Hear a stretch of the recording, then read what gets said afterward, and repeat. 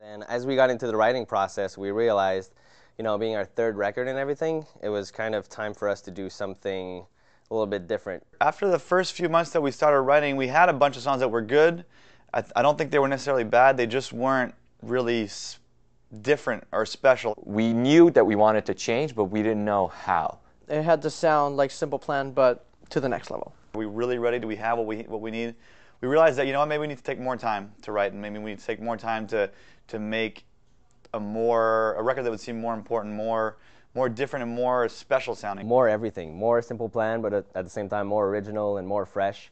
So we weren't going to stop till we had that. But we needed to find a way to maintain our identity while evolving. And coming up with that idea or coming up with that direction was actually the hard part. That evolution was not going to happen like in 2 or 3 months. It was something that needed time. So we started writing, and some good songs came out, but they weren't, they weren't at that point yet. And it just kind of felt like good songs, but maybe a little flat. So we kept writing and writing and writing and writing, till eventually we realized that we had nothing.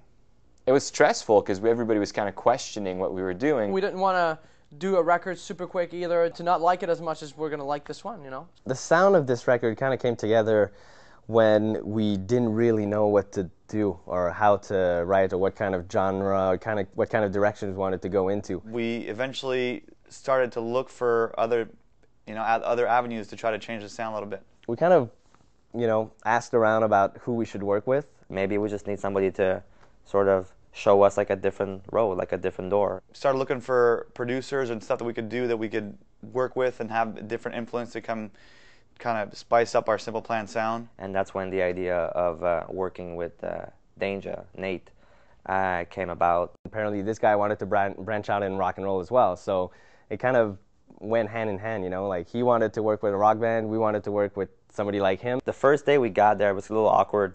We met up with him, and he's a kind of very shy guy, so it was kind of like we didn't really know how that was going to play out. We got there, it was kind of weird. We didn't know what he was going to do. He just said, well, I'll just do my thing, and you guys let me know when you like it, and we'll start working on that. The way that we were able to make it sound genuine and sound, not so contrived, was that we wrote it with him. He came up with loops, production ideas that were very, very interesting. Those ideas kind of triggered new songs, triggered like a new direction. Gets there, puts his headphones on, and starts with a beat, writes a piece on it, and then what we would do is that we'd listen to everything he'd be doing, and then when we liked them, he'd be like, hey, dude, that's good, okay, let me grab my guitar. Start writing in that, and we'd kind of build a song. It was very interesting to blend in his kind of production ideas with the songs that were already there, and also taking his ideas and going further and pushing it. And we never really did that before, and everything sounded so fresh and exciting again. It's not like we did like a 180, but we added a new flavor. When I'm Gone was all written around this one beat that Danger had done. It was like this little right away you can hear Danger's touch. And it's like just one little beat that felt so cool. He gets like the coolest tones. There's a beat to it, but there's the band on top. It was a lot of excitement because that sound just sounded really great. Like it was an evolution, yet we kind of maintained the Simple Plan identity. The record, when you hear it, it's definitely really rock, and it's definitely still our style, and there's some songs that really don't have that influence. A lot of it had to do with our desire to just maintain who we are and kind of just wanting to be Simple Plan. But it also had a bit to do with working with Dave Fortman. Dave is a really, really cool guy, and I think that's how it really came about. We're just looking for producers, and when we got around to talking to Dave, he just had such a cool vibe to him. Hey man, yeah. It's just like a really nice, fun guy that we're like, all right, he's made some amazing records. With Evanescence, with Mudvayne, kind of heavier records, and he's really into hearing us as a rock band. I don't know, he's just a really cool rock guy, great guitar sounds, really cool ideas. He was in a band before. As soon as I heard that he was from Ugly Kid Joe, I think that was it, he had the record. Bam. Here, go, do whatever you want. Oh, camera shot, okay. He was one of the guys that really seemed to get it. Was so enthusiastic about making this album and about the demos that we had. We just knew he was the right guy to move forward with. Because he was the one guy who was like, man, this mesh of sound is amazing. We knew he could achieve what we wanted, the record to sound like. He's a serious guy as far as work is, but in general, he's a kind of a goofball. Dave is a funny guy. How's your movie coming along? That guy can keep a straight face and tell you a complete lie like nobody else I've ever met. Dave Fortman's a crazy motherfucker, man. That's the only way I can describe it. Like, this guy is out of his mind. Likes to have fun, likes to party. The hand boning. That's what they do in Louisiana. They have a lot of time on their hands. He's crazy, but in a good way. He's crazy, but I love him. He's a great guy. Even if we've been up till 4 in the morning the night before, he'll be focused. And I honestly think that he was one of the guys that got the best performance out of me, especially. Awesome. 2 more. It was one of the funnest time for me to track. When it was just me and him, we would get pretty retarded, and it was funny.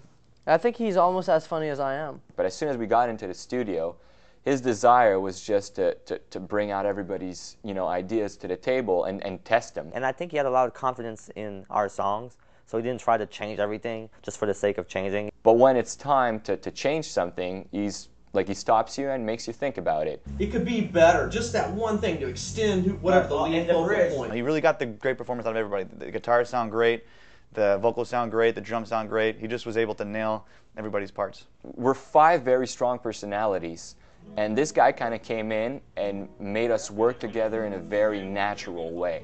And you really, really nailed it. Like, the record sounds gigantic, and we're really happy with it. The way that we approach it is that we don't put any boundaries. We can do whatever we want. Doesn't matter if we can't play it exactly the same live. We'll figure it out in the end. We tried every sound that we wanted to hear. I think you got to go in the studio and make the best record possible. We kind of put all our ideas into a box. It's the tissue box. And then we picked one by chance, and that was what we went with now. I think the whole recording process it went really smooth. What I liked about this album is that people were really passionate. Democracy kind of ruled. We just decided, if most of us dig the idea, well, that's the one that's going to make it onto the record. You're in? You're in? Yeah. Yeah. Subtle. So it was really cool to have all the guys sort of come in and say, like, I like this, how about we do this like that? Trying out all these little things made us grow as a band. Using pianos, using strings, using keyboards, using guitars, and sitting there going like, what can we put here? Lyrically, musically, part-wise. I think we need a plexi tone. Let's grab this guitar and plug it into this speaker and mic it through this mic and Driven Vox tone. How to play the part so that it sounds a certain way. Change certain things here and there. Textural guitar leads. Gigantic orchestra. Or a cool texture on like second verses. Atmospheric rhythm. People probably expect us that we're in a room playing all together, but we're not really doing that. 20 guitar parts. All around a computer, and we're listening to the songs, and we're trying to sort of mimic real instruments. So we'll do a drum like da da da da da da.